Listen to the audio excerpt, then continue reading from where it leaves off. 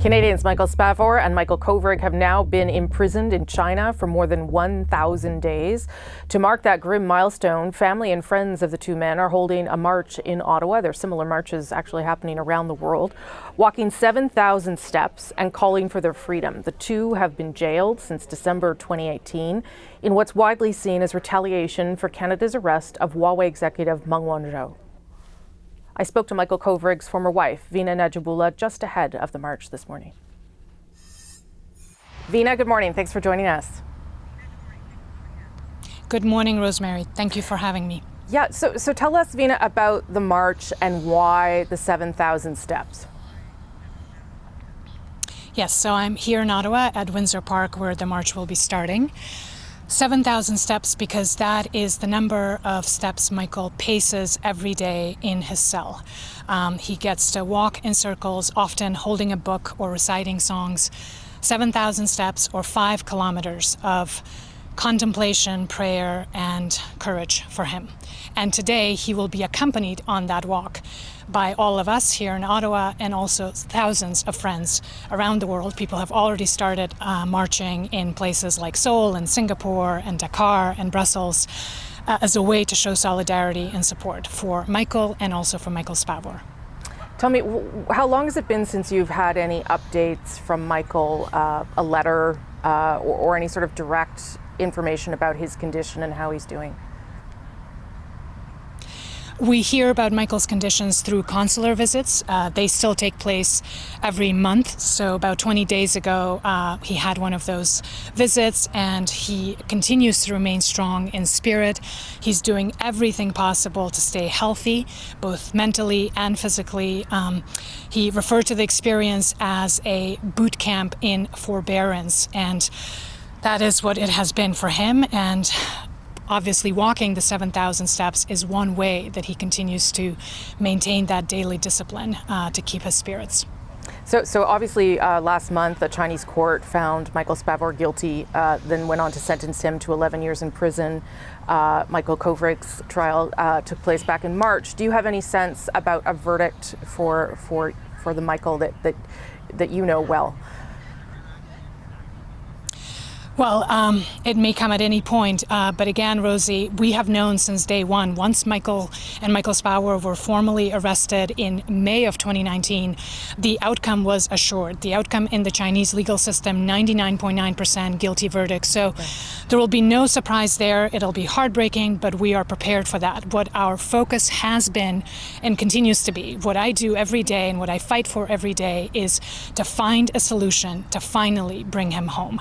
It has been too long. The injustice is heartbreaking and it has to come to an end. So regardless of what happens in the Chinese legal system, the solution has to be political and diplomatic. We've spoken about this before, and that has to be our focus.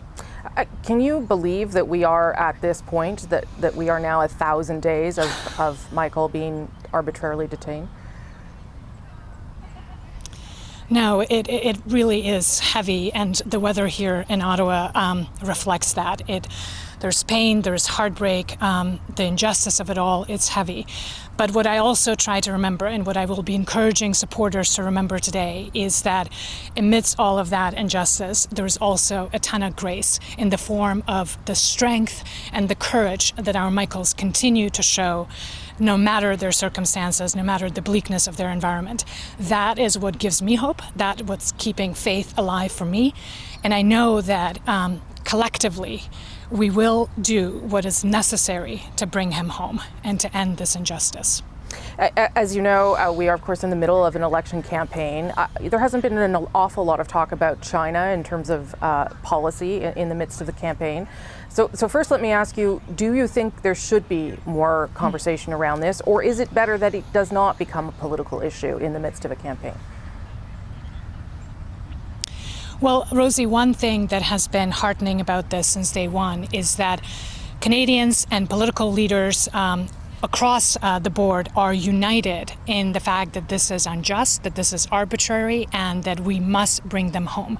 So it's not a divisive issue. In fact, this march today is not about partisanship or politics.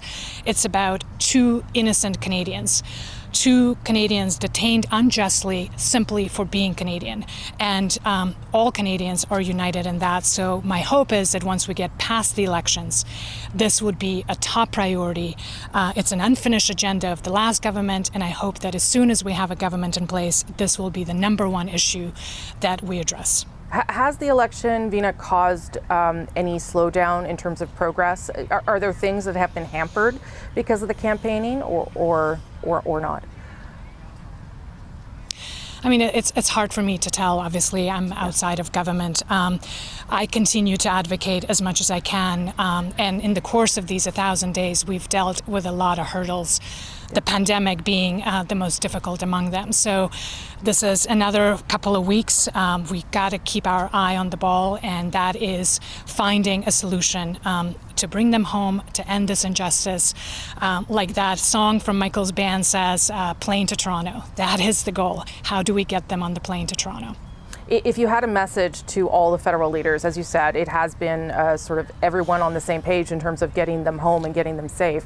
But if you had a message to federal leaders today, Vina, about how they need to tackle this or why it should be a priority, what would that message be? It's a complicated issue, and there's a lot of noise around China and our bilateral relationship, and some of the challenges that we face are generational. However, this issue needs to be solved. We need to marry principle with pragmatism and finally break the stalemate and bring them home. I hope the leaders will be inspired by the courage, the incredible dignity that both Michael and Michael Spavor has shown, and that they draw inspiration from that and finally come up with the actions that will get them home. Okay. Thank you. Vina, good to speak with you today, as always, and I hope the march goes well. Thank you. Thank you so much, Rosie.